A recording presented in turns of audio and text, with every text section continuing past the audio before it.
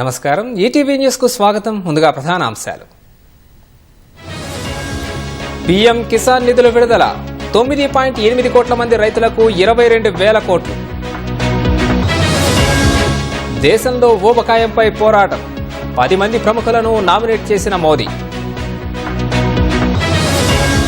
కాజీరంగాలో 61 దేశాల రాయబారుల విహారం, దౌత్యవేత్తల ఏనుగు సఫారీ.